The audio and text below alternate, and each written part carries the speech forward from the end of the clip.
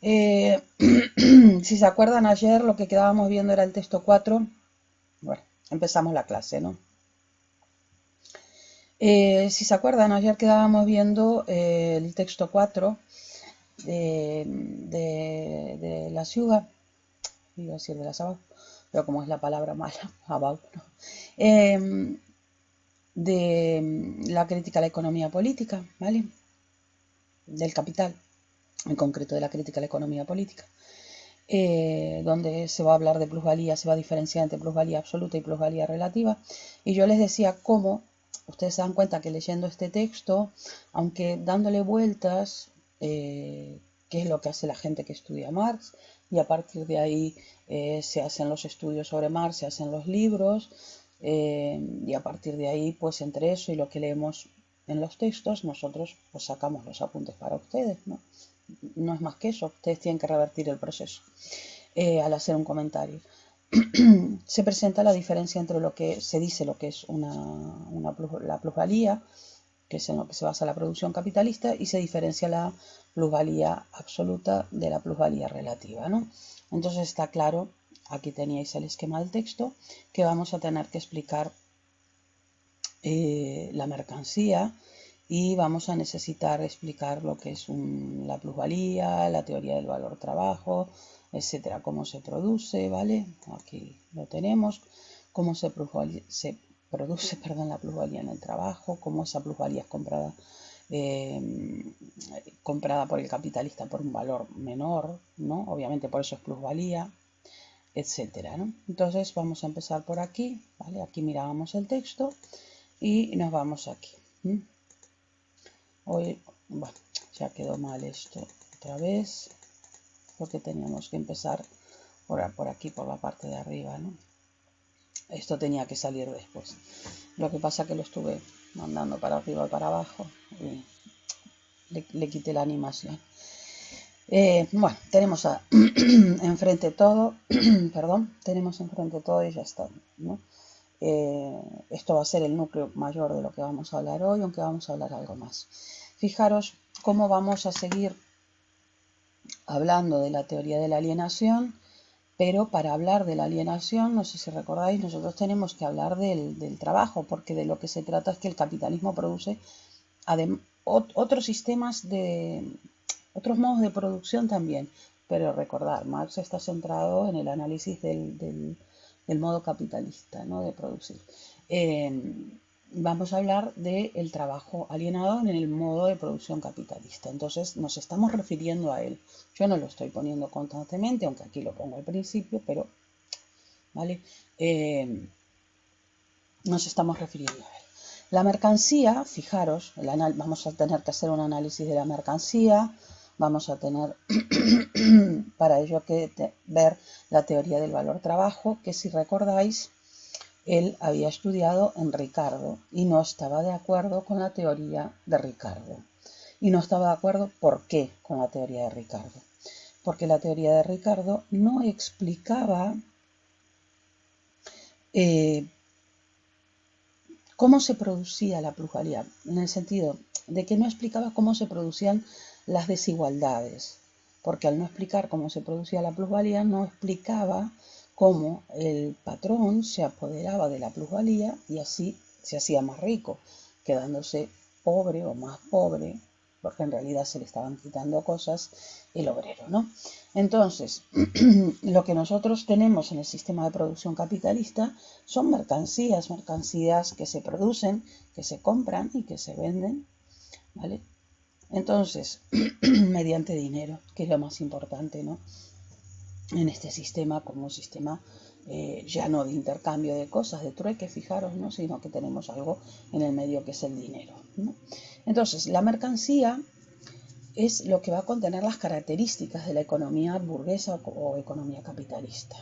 Y realmente la mercancía no es simplemente mercancía, no es simplemente pues una cosa, ¿vale? Una cosa que a veces alguien no puede comprar. Pensad que hay gente que no puede comprar material escolar para sus hijos, un simple boli. No tiene el dinero para eso, ¿vale? En muchísimos lugares del mundo. La mercancía, le decía, no es una simple cosa, sino que además es una especie de enigma para Marx que hay que desentrañar, y es un fetiche. ¿Qué es un fetiche? De ahí viene la palabra fetichismo.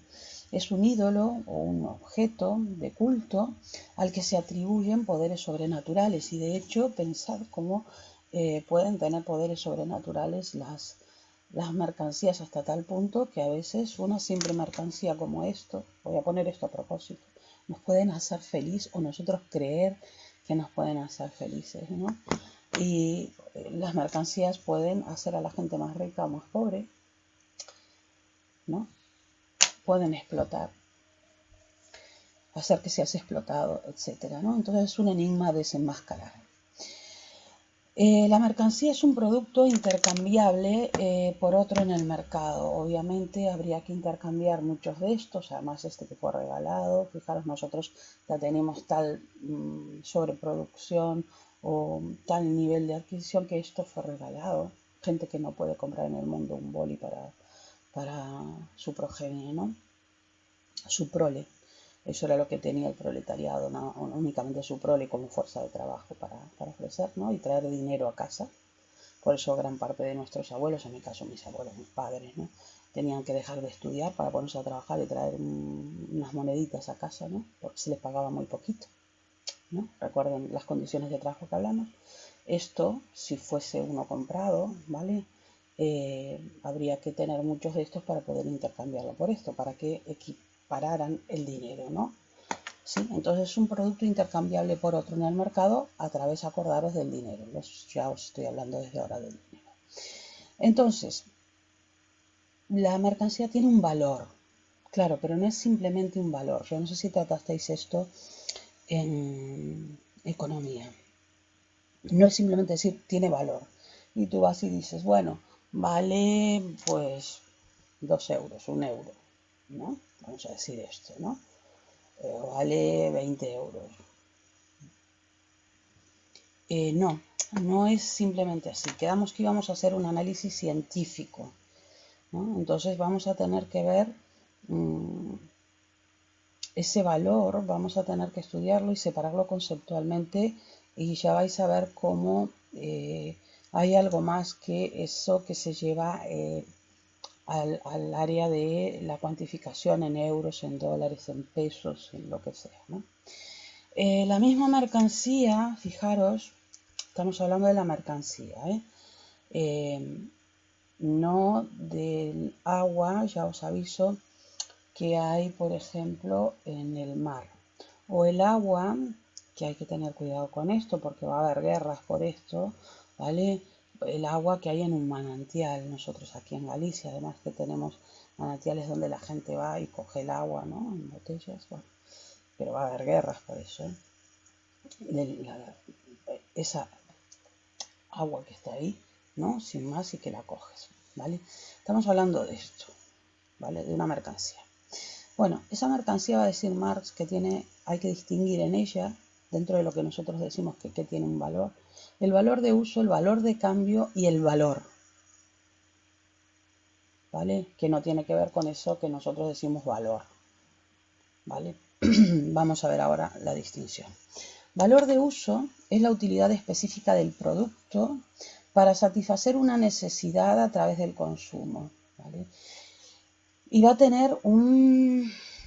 estar muy ligada a las necesidades, porque va a estar ligada a la utilidad específica del producto.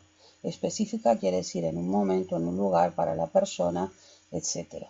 Obviamente el valor de uso que pueda tener este boli en este momento para mí, ahora que simplemente cogí y lo escribí, no tiene el mismo valor de uso que podría tener para ustedes. Por ejemplo, siempre pongo este ejemplo, imaginaos que estáis en la ABAU, cometiste el gran error de solo llevar un boli, ni siquiera comprobasteis cómo estaba, como en este, que no puedes comprobar cómo está de tinta, ¿sí? Y estás ahí escribiendo y se te acaba la tinta. Entonces le dices, pides permiso y le dices al lado, ¿me das tu boli? Y el de al lado te dice, no, te lo vendo. Venga, tío. No, tío, te la vendo, no me... Va, déjame en paz. Bueno, ¿cuánto? Y tú sabes lo que vale este boli, yo que sé, o uno de estos otros, ¿no? Pues 1 euro, 2 euros, yo que sé, da igual. Según el tipo de boli que sea. Y te dice, va, venga, 30 euros. Tú tienes los 30 euros en el bolsillo. ¿Se los das o no se los das? Bueno, es la utilidad específica que tenga el producto para satisfacer tu necesidad en ese momento, tu necesidad de consumo, ¿vale? Ese valor de uso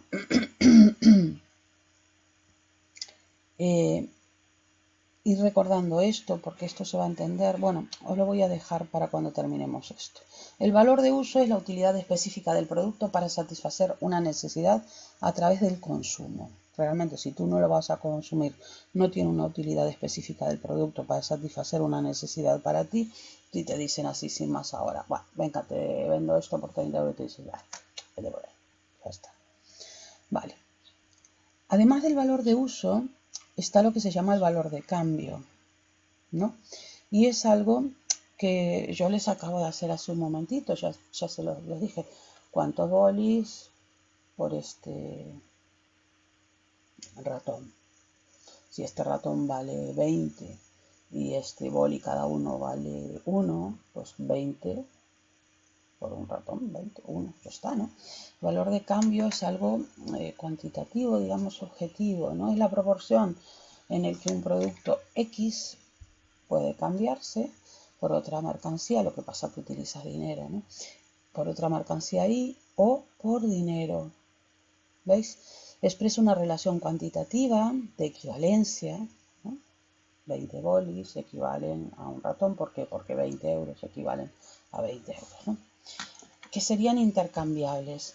Lo que nosotros estamos viendo aquí con lo de forma fenoménica, que ya les tenía que sonar este tipo de terminología, es lo que se nos aparece, ¿no? No es algo oculto, no es un valor oculto, sino que es un valor que se nos aparece, que es expresable, ¿no? De un contenido diferente al de las mercancías, perdón, intercambiadas o que se pueden intercambiar. Tú no tienes por qué intercambiarlas, aunque en realidad sí estás intercambiando, porque si os fijáis, al fin y al cabo estás intercambiando constantemente en un mercado, porque intercambias tus horas de trabajo, ¿no? O las horas de trabajo de quien te da el dinero, yo intercambio mis horas de trabajo por esto, por ejemplo, ¿no? O por esto, ¿vale? De una manera o de otra lo estoy intercambiando constantemente.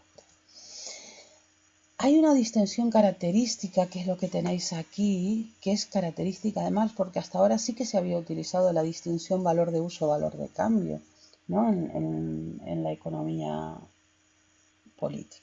Sí que distinguían, no es lo mismo el valor de uso, que es un valor, digamos, subjetivo determinado a las circunstancias que son concretas, a lo que tú necesites, etcétera.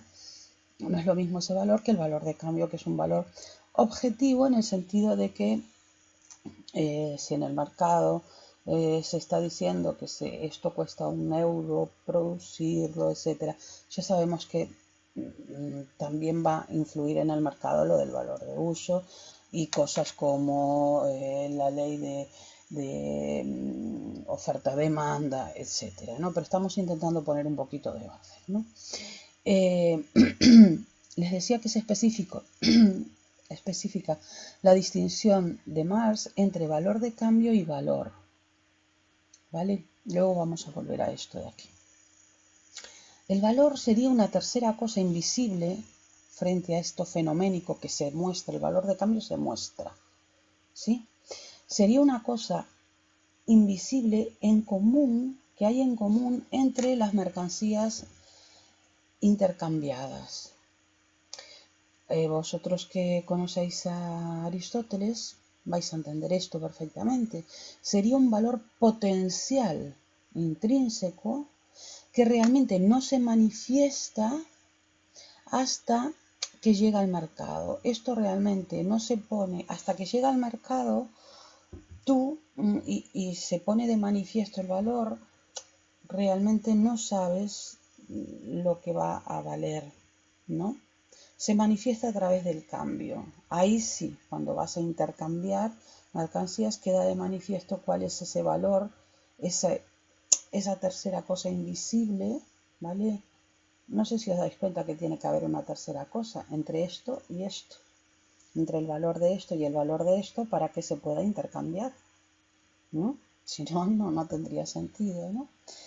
Se relaciona, fijaros, el fenómeno, ¿no? Que sería el valor de cambio, el fenómeno a la esencia, como el valor de cambio a valor, porque la esencia sería en ese sentido algo invisible que no se despierta hasta que entra, ¿no?, en el mercado y ahí se muestra, ¿no? La única fuente, y eso es lo que le quería decir con lo de cuando les hablaba de las, por ejemplo, del agua que recogemos aquí en Galicia de un manantial, ¿no? La única fuente, fijaros, de valor es el trabajo, que sería la causa eficiente. ¿Por qué estoy diciendo el trabajo? Vamos a hablar ahora, veis que vamos a hablar ahora del trabajo, ¿no? Por ejemplo, vamos a pensar en un manantial que no requiere, un manantial como los de antes, que no requiere trabajo para que tú cojas el agua, en un manantial natural, ¿no?, donde mana el agua naturalmente, ¿sí? O si tú necesitas un poco de arena, que sabes que eso no está permitido hoy por las leyes, pero tú necesitas una roca, un pedrolo ahí pequeño y para hacer algo, ¿no? O para hacer de pisapapeles, simplemente necesitas una piedra y ya está, vas y la coges al monte y fuera. Ahí en esa piedra no hay trabajo ninguno, no hay ningún trabajo, ¿vale? Entonces, fijaros, al no haber trabajo no habría valor en este sentido, ¿vale? ¿Por qué? Porque el valor es la única fuente de valor es el trabajo. ¿Lo entendéis, no? Digo porque tenéis una cosita ahí que luego vamos a hablar de ella respecto a las cosas naturales, ¿no? En las que no ha incidido el trabajo del ser humano, ¿no? Entonces, volviendo para aquí, esto lo vais a tener que estudiar simplemente, ¿no? Si queréis hacer Marx, porque esta era la parte que yo os decía que es más, veis que hay unas partes conceptuales que hay que saberse las definiciones, no hay otra manera, ¿no? El valor de uso solo es portador de valor de cambio y por tanto de valor, porque os acordáis que qué pasaba. El valor era la tercera cosa invisible que se manifiesta a través del cambio, ¿no? Y sin este valor de uso, nada tiene valor de cambio, obviamente, porque solo él es portador de valor de cambio, ¿no? Sin valor de uso, si no interesa para nada, pues no tiene valor de cambio, obviamente algo. Y como van ligados valor de cambio y valor, pues entonces van como en cascada, ¿no? Como vimos entonces, lo que les decía, la única fuente, fijaros, de valor es el trabajo, porque el trabajo es la causa eficiente, ¿no? Fijaros en ese sentido del valor. Entonces, eso nos lleva a hablar de la teoría valor-trabajo. Esta teoría de valor-trabajo, de valor-trabajo, que el recordar empieza a ver como un instrumento en Ricardo, él la usó para desenmascarar la explotación, desenmascarar, aquí lo tenéis, mirad, desenmascarar, lo estáis viendo, ¿no? Desenmascarar la explotación capitalista. El capitalismo, el sistema burgués, lo que produce son mercancías. Por eso es interesante conocer los distintos tipos de valor de las mercancías, porque según veamos qué pasa con los valores de las mercancías, vamos a ver cómo se produce la explotación, dado que, fijaros, la única fuente de valor es el trabajo. Entonces nosotros tenemos que ver cómo se relacionan el valor y el trabajo, ¿no? La explotación capitalista es en la que está basada, ¿vale? Aquí quería poner el modo de producción capitalista, no basada en la explotación capitalista. Que ya lo arreglaré, mirad, lo voy a arreglar ahora, perdonad. Basado, no, que está vaciado un modo de producción capitalista. A ver, ahora, y acabo de ver que no acabáis de pillarlo de valor, ya pongo. No, que está vaciada, que está vaciada. Es difícil, porque es abstracta.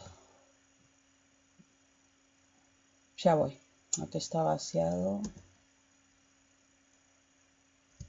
o modo de producción capitalista.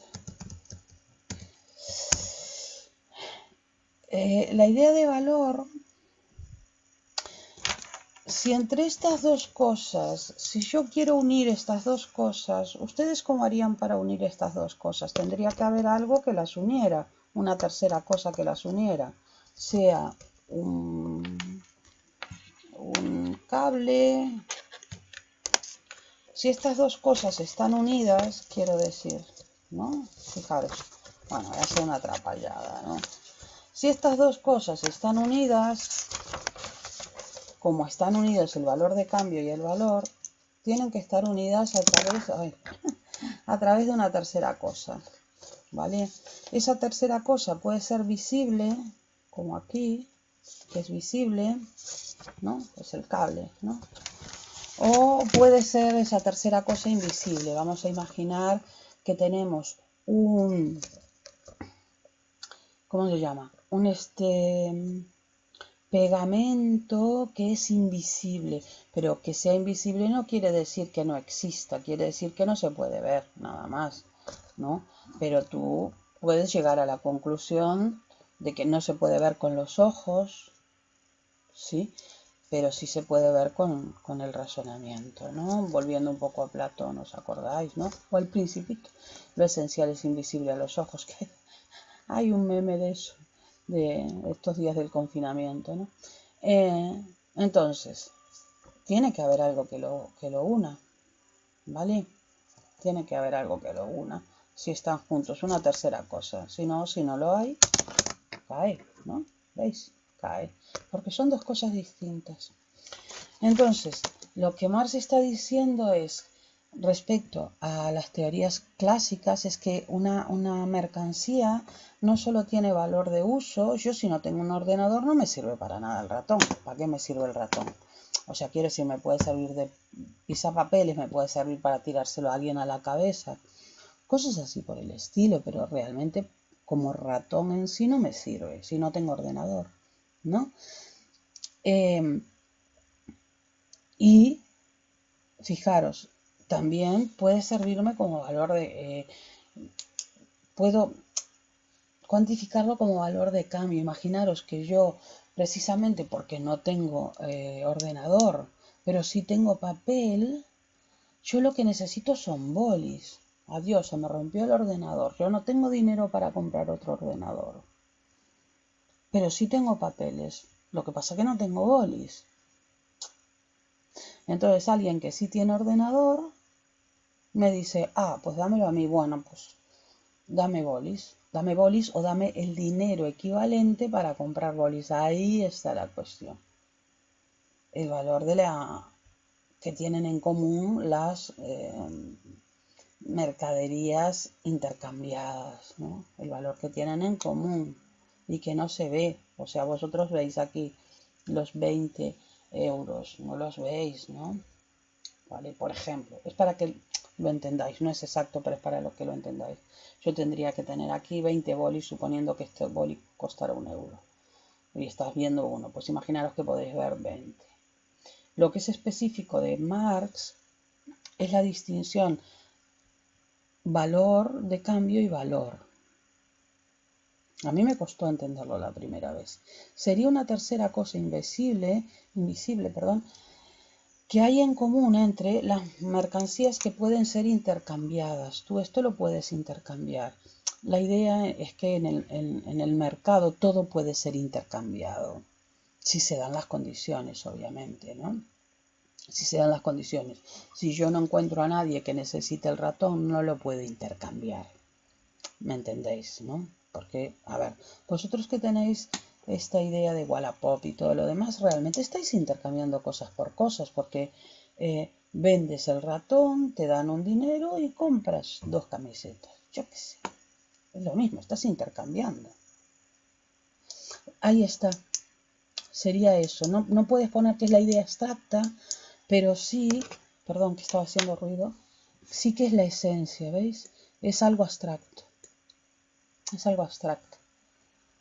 Algo abstracto que se despierta, algo potencial, que se despierta cuando llega al mercado, ¿no? Hasta ahí está como dormido, porque hasta que no llega al mercado tú no sabes qué valor tiene.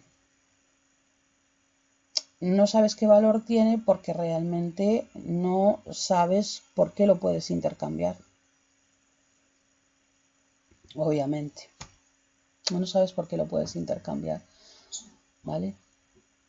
El fenómeno, fijaros, que era el valor de cambio, es lo que realmente aparece, ¿no? En una primera instancia, el valor de cambio. No hay problema, es objetivable, no pasa nada, se ve bien, nada, no hay problema. ¿Bien?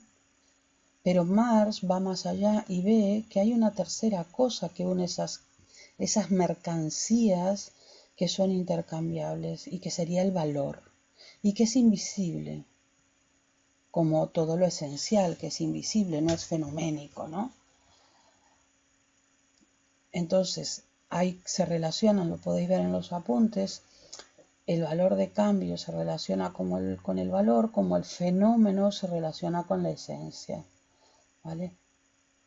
Esa es un poco la idea. Leedlo despacio en los apuntes y mañana si veis que no lo entendéis, mañana no, el martes, perdón, a pesar de que vamos a seguir más adelante hablando, si os fijáis, vamos a hablar de trabajo concreto, trabajo general abstracto, valor de nuevo, etcétera, precio, bla, bla. Volvemos el próximo día sobre el tema de valor sin más, quiero decir, ¿no? No de valor de cambio, volvemos, por supuesto, pero lo que suele dar más problemas es lo de valor.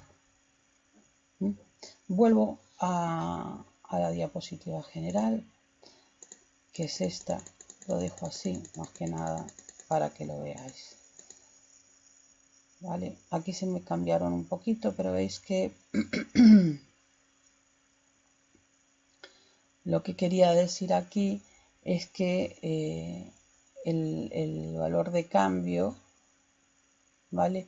Pasa que se me cambiaron de lugar. Ay. Que ya lo arreglaré para la próxima vez y os lo pongo mejor. Se me cambió porque se me cambió al cambiar algo de aquí, cambié algo de arriba. Bueno, lo arreglo para el próximo día. Le puse este versus a propósito, ¿vale? Y se me cambiaron. Que se me cambió todo. Da igual, no importa. Dejadlo, porque mientras os explico cómo cambiar eso, da igual. La idea es entonces que él tiene que mirar la teoría del valor-trabajo, que la usó para desenmascarar la explotación capitalista, explotación en la que está basada el modo de producción de capitalista, precisamente, ¿no? El trabajo, entonces, es valor, este valor, que crea valor, pero que él mismo, bueno, aquí otra vez, pero que él mismo no tiene valor en el sentido que tenéis aquí, de que es invisible y que es algo en común entre las mercancías intercambiadas. Crea valor, pero él por sí solo, si no hay mercancías intercambiadas, el trabajo por sí solo, si no tiene valor, porque para eso para tener valor tiene que crear valor. ¿Lo entendéis? ¿No? Por sí mismo no tiene valor. Esto era lo que les decía yo de los manantiales, algo que no es producto del trabajo. Por lo tanto, producto y trabajo o producto de trabajo y trabajo van unidos, ¿no? Tú no puedes entender el producto de trabajo sin el trabajo y el trabajo sin producir algo. Por eso el trabajo es valor que crea valor. Pero en sí mismo, solo, sin crear nada, no tiene valor, ¿no? Algo que no es producto del trabajo no tiene valor. No tiene valor este valor. Esa tercera cosa invisible. Aunque sí tenga valor de uso, aunque para ti, obviamente, tiene valor de uso cuando estás teniendo sed el poder beber el agua de un manantial. Claro que tiene valor de uso, ¿no? Por supuesto. Porque satisface una necesidad.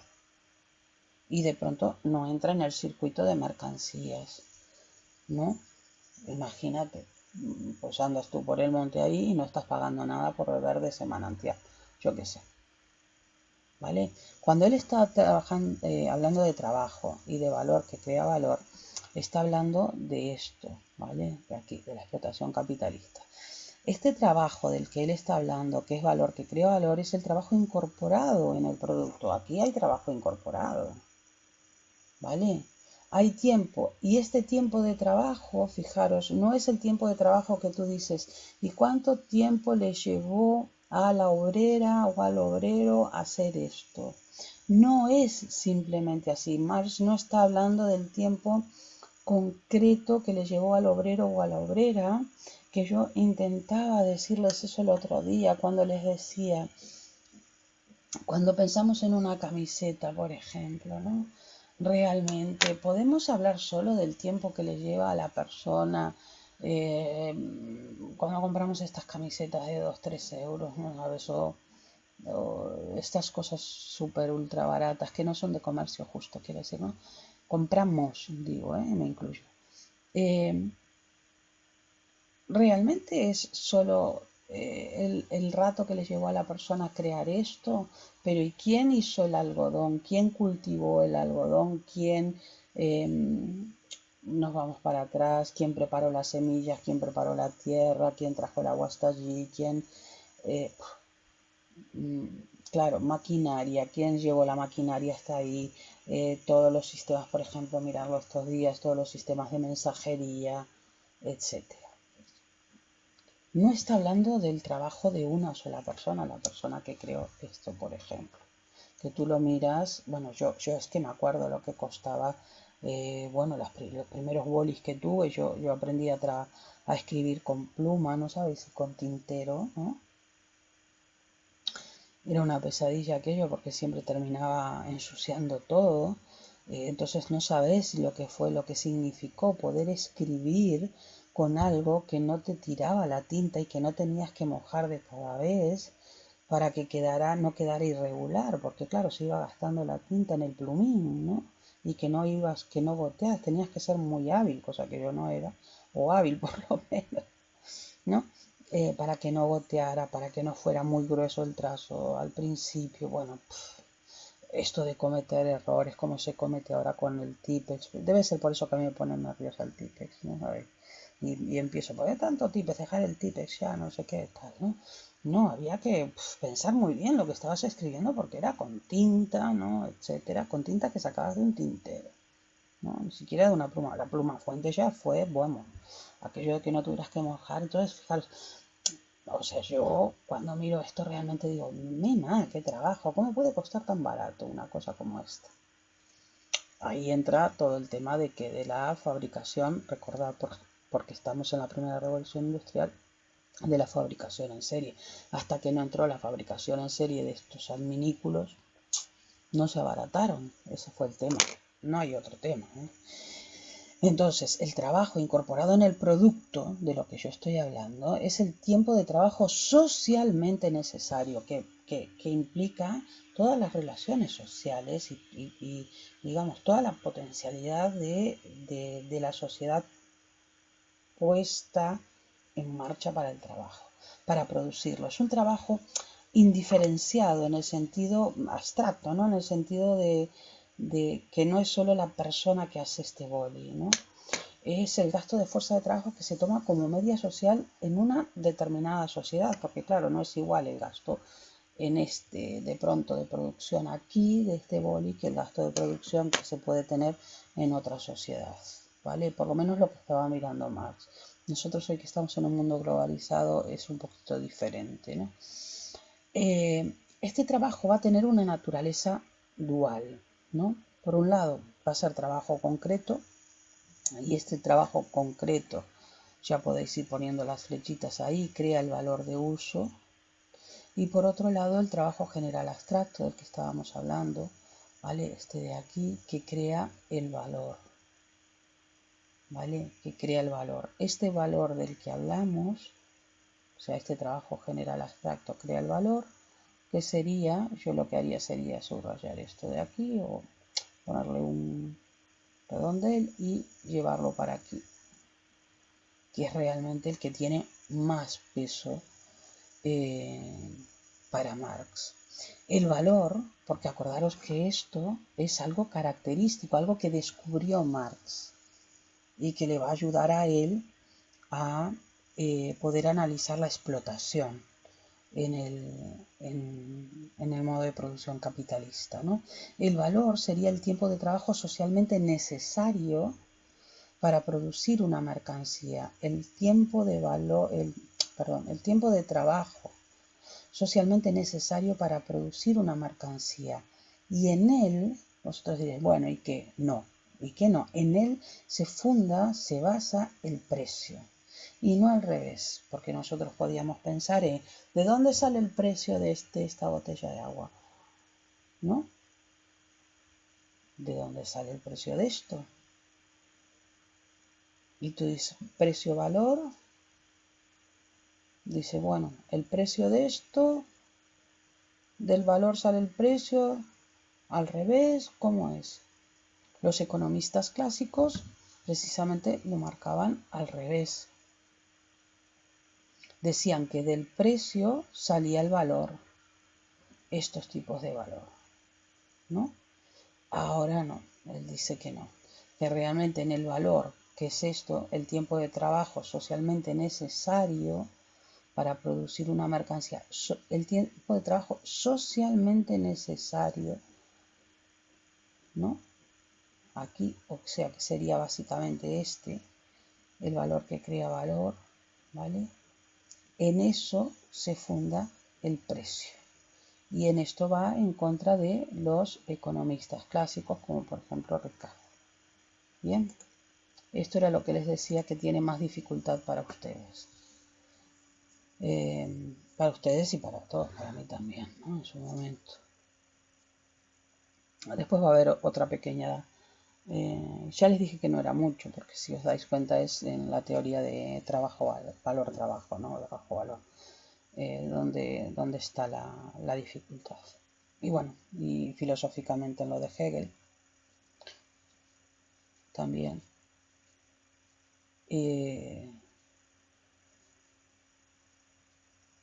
Y luego en una parte del materialismo histórico. Vale. Entonces, pasamos a esto de aquí, que ya veréis que esto sí que lo vais a entender bien, sin problemas. Fijaros, la idea es, ahora voy a ir un poquito más rápido, ¿no? Que la fuerza de trabajo, ya lo veréis como voy a ir más rápido, porque creo que lo van a entender. Y yo con ver esto hoy me parece que es suficiente, ¿vale? Porque después lo podemos discutir un poquito, a ver si lo entendisteis, lo del plusvalor y todo lo demás. Esto creo que lo podemos ver, veis que está más resumido, porque creo que ya lo expliqué suficientemente antes y no necesito, si lo necesitáis lo transformo para el próximo día, ¿vale? Lo que sigo haciendo más detallado es esto aquí, lo de la fuerza de trabajo, etcétera. Veis que luego tenéis el tema de la fuerza de trabajo y finalmente la formación del plusvalor, que es donde se va a basar la explotación capitalista, ¿no? Porque claro, si no entendemos lo que es el valor, no vamos a entender lo que es la formación del plusvalor, ¿vale? Y ahora mirad para atrás, la fuerza de trabajo, fijaros cómo nosotros fuimos mirando todo esto. A ver, os lo pongo aquí para que os fijéis. Empezamos hablando de la mercancía, de la distinción entre valor de uso, valor de cambio y valor. Vimos que la única fuente de valor es el trabajo. Empezamos a ver la teoría de valor-trabajo de Marx y ahora, ¿no? Valor, trabajo, trabajo, valor. Y ahora vamos a ver qué pasa con la fuerza de trabajo en Marx, ¿vale? Y terminamos hoy viendo lo que es la formación del plusvalor o de la plusvalía. Pero si antes no veíamos lo que era el valor, que está relacionado con el trabajo, y luego con qué pasa con la fuerza de trabajo, no vamos a entender cómo surge la explotación capitalista. Bueno, fuerza de trabajo entonces. ¿Qué es la fuerza de trabajo? El conjunto de facultades físicas y mentales del trabajador. Por eso yo te decía, Sara, el otro día que trabajar no es únicamente trabajar físicamente, sino que realmente, además ellos se dan cuenta, las personas que inventaron la máquina de vapor y todo lo demás, claro, lo hicieron a través de sus facultades mentales, y a través de sus facultades mentales logran, por ejemplo, evitar el gasto de mucha fuerza física, que sería el gasto de mucha mano de obra, y con eso produjeron una revolución. Lo que yo les señalaba de, fíjense por ejemplo, en la plusvalía relativa, lo que hablábamos antes de la plusvalía relativa, no la absoluta, que tenía que ver con la duración de la jornada laboral, sino con la relativa, que tiene que ver con cómo organizas el trabajo y después con medios técnicos, y eso se consigue obviamente con facultades mentales, ¿no? Del trabajador, sea el trabajador, es el trabajador asalariado, por ejemplo, el trabajador, digamos, técnico, una persona que estudia ingeniería, lo que sea, que está trabajando para ti, para desarrollar unos medios, por ejemplo, ¿no? Para que sea más efectivo el trabajo. Que pone en movimiento es el conjunto de facultades físicas y mentales del trabajador que pone en movimiento cuando produce una mercancía. Eso es lo que él llama fuerza de trabajo. En el sistema capitalista, nosotros en principio lo que tenemos es, por un lado, al capitalista. Lo que pasa, por un lado, quiere decir algo relativo, porque los dos se necesitan mutuamente.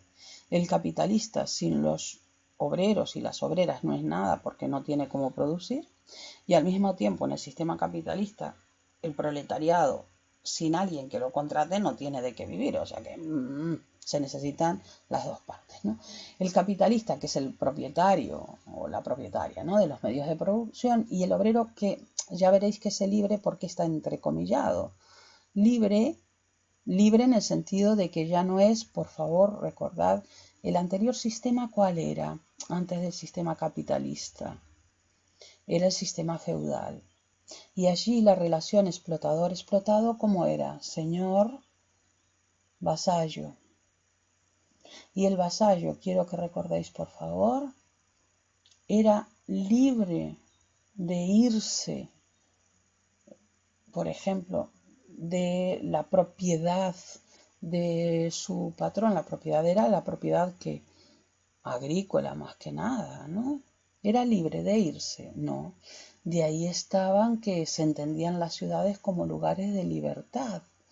Si leísteis, por ejemplo, la Catedral del Mar, que es, bueno, medio una copia de Los Pilares de la Tierra, creo que es de Ken Follett.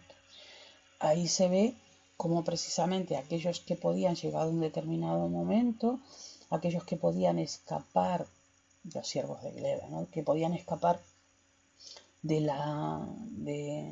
sus señores y estar bajo determinadas circunstancias que iban dependiendo de la ciudad, etcétera, sin que los encontraran en la ciudad, pasaban a ser hombres libres. Lo de las mujeres ya era otra cuestión.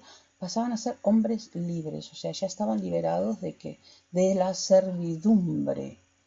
Entonces va a ser importante, para que entendáis esto, que se entiende que el obrero es libre de ofrecer su fuerza de trabajo a quien quiera. Pero lo de libre aquí está entrecomillado, porque es libre en el sentido de que, bueno, puede nosotros realmente ahora, para que lo entendáis, somos libres de ofrecerse a quien queramos. Bueno, libres, sí, con la cantidad de paro que hay. Hombre, libre en el sentido de qué ofertas son ofertas. Bueno, la otra opción es morirte de hambre, ¿no? Vale, vamos a analizar el concepto de libertad, ¿no? Dirá Marx, libre de ser explotado, libre de quien te explota, de que dirían después la escuela de Frankfurt, etcétera, ¿no? Alguien que sigue a Marx, un grupo de filósofos del siglo XX que siguen a Marx, con otras influencias, ¿no? Y que son muy interesantes. Entonces, claro, el obrero es libre y lo que recibe es un salario, ¿no? Vale. El salario sería el precio de la fuerza de trabajo, no de trabajo, que sería el valor que crea valor. Fijaros, que fue lo que vimos antes. El salario sería el precio de la fuerza de trabajo que el trabajador libre, fijaros, libre entre comillas, se ve forzado a vender. Se ve forzado a vender y bueno, digamos que pues va a conseguir siempre unas condiciones pues digamos bastante miserables, que era por lo que más quería luchar, para que hubiera mejores condiciones, ¿no? Por eso cuando hablamos de trabajador asalariado y libertad, decimos que el trabajador parece libre, claro, parece libre si lo comparamos con el siervo, ¿no? Y el señor de la Edad Media. Parece libre en cuanto que está desvinculado de las ataduras feudales a la tierra. Sabéis que vamos, además, bueno, eran bastante tremendos en ese sentido, ¿no? Que tus hijos también pasaban a ser siervos de ese mismo señor, etcétera, ¿no? Pero bueno, en cuanto que no es propietario de los medios de producción, es libre, pero va a terminar siendo esclavo de la situación, ¿no? En realidad solo es libre para elegir a su amo, porque permanece encadenado al capital y a las condiciones del capital, ¿no? Y el capitalista es quien se va a apoderar de la plusvalía, porque el capitalista lo que hace es, digamos, comprar el trabajo del obrero y apoderarse de la plusvalía, ya de paso, ¿no? Salgo un momento por si hay algo que no entendieron. Vale, parece ser que sí, porque no me escribieron nada. Entonces, lo que tenemos ahora, que va más rápido, ¿vale? Está más resumido, es la formación del plusvalor o de la plusvalía, ¿no? En esa explotación capitalista. El trabajo comprado por el capitalista, que se hace mediante un contrato, tú firmas un contrato, bueno, con suerte, porque ahora a veces ni contratos firmas, con lo cual no estás asegurado. Eso que supuestamente se consiguió en todo este tiempo, que estés asegurado, que si tienes un accidente, mira, le estoy saltando el tiempo de ahora, que si tienes un accidente, pues tengas una protección por parte de la seguridad social, se te esté pagando tu sueldo aminorado, pero bueno, parte de tu sueldo por lo menos, etcétera, que puedas tener una indemnización, etcétera. Bueno, si no estás asegurado, nada, ¿no? El trabajo comprado por el capitalista, que se hace mediante contrato, realmente crea un valor más grande que el pagado, sería un excedente, ya lo vimos. Y eso es lo que se llama plusvalía. La plusvalía es aquello de lo que se apodera el capitalista. Acordaros que teníamos un tiempo de trabajo necesario, ¿no? Y un tiempo de trabajo de valor, de plus trabajo, ¿no? El tiempo de trabajo necesario era aquel que era necesario para pagarle al obrero o a la obrera para que se repusiera, sobreviviera para poder seguir trabajando el siguiente periodo, ¿no? El plusvalor, entonces, es el origen de la ganancia capitalista, es el secreto de la explotación, y se origina en la producción de la mercancía.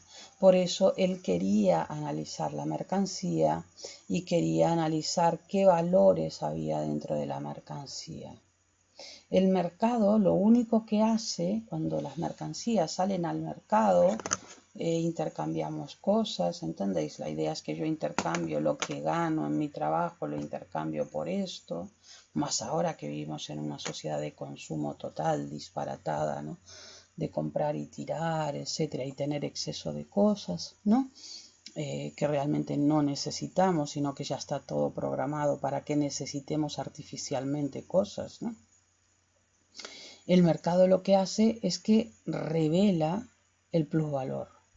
No lo produce, lo revela, ¿vale? Lo hace, hace que se vea. Iba a decir una tontería con el fenómeno, ¿vale? Y ahí tenemos el absoluto, el plusvalor absoluto, la plusvalía absoluta y el plusvalor o plusvalía relativa, ¿no? El absoluto que se da por la prolongación de la jornada de trabajo y el relativo que se da porque tú reduces la jornada de trabajo necesario, hace que seas más pequeño y haces que se agrande más la parte de plusvalor. Entonces, si en las 8 horas en el absoluto tú prolongabas la jornada de trabajo para tener más jornada de trabajo, el capitalista, donde se ganasen más, tuviesen más horas de plusvalor.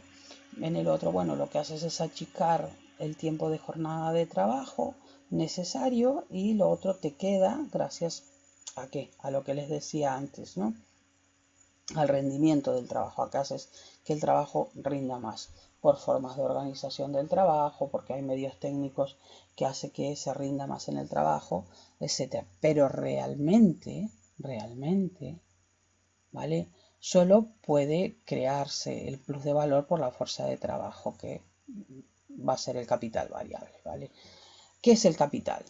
No nos vamos a entrar mucho en el tema del capital variable, solamente por un tema que tenemos ahí en un texto de... Bueno, no importa, cuando lleguemos al texto lo vemos. El capital, fijaros, es un valor que se revaloriza continuamente, ¿vale? No es una cosa, es una relación social, no es algo... El capital no es algo así fijo, no es esto, no es una cosa... estable, fija, ¿no? Sino que es una relación social entre personas, ¿vale? Mediada por esas cosas que van a ser las mercancías. Los medios de producción, que sería el capital constante, por eso les decía, bueno, esperad un momento. Los medios de producción, que es el capital constante, los medios de producción va a ser el capital, las fábricas, con el propio capital quiero decir el dinero que tienes que disponer para disponer no me sale ahora la palabra, perdón. Me sale fiabilidad, validez, liquidez, que lo que quiero decir es eso, liquidez, las máquinas, el lugar donde se trabaja, etcétera, ¿no? Los medios de producción, que es el capital constante, solo se van a convertir en capital bajo determinadas condiciones, ¿vale? Imaginaros, por ejemplo, aunque tú en este momento que tenemos, ahora se van a empezar a abrir, ¿no? Determinadas comercios de determinadas actividades, aunque tú en este momento tengas fábrica, tengas dinero, tengas liquidez, tengas lo que sea, pues si no se puede producir o no hay gente que compre, no puedes convertir eso, fijaros, en capital que se mueva, que produzca cosas, ¿no? Ahí tenéis una frase que está muy bien, que es muy bonita, que dice que en realidad el capital es trabajo muerto, ¿no? Porque realmente el capital es trabajo pasado del obrero, trabajo del que ya se apoderó, el capitalista, que realmente se alimenta, es algo muerto que se alimenta y va a terminar matándolo, claro, al incorporarlo y a volver a ser capital, de trabajo vivo, que es el trabajo actual del obrero, el trabajo que está haciendo el obrero. ¿no? Entonces, con la teoría de la plusvalía o del plusvalor, Marx lo que hace es desenmascarar aquello que nosotros habíamos visto, lo del fetiche, lo del enigma, todo lo demás, desenmascara las relaciones de explotación de una clase, la clase explotadora, que en el caso de lo que estamos analizando es la burguesía, el capitalismo, los capitalistas, ¿no? Las relaciones de explotación de una clase por otra, ¿no? Y la clase explotada va a ser la clase trabajadora, el proletariado, la clase asalariada, en realidad.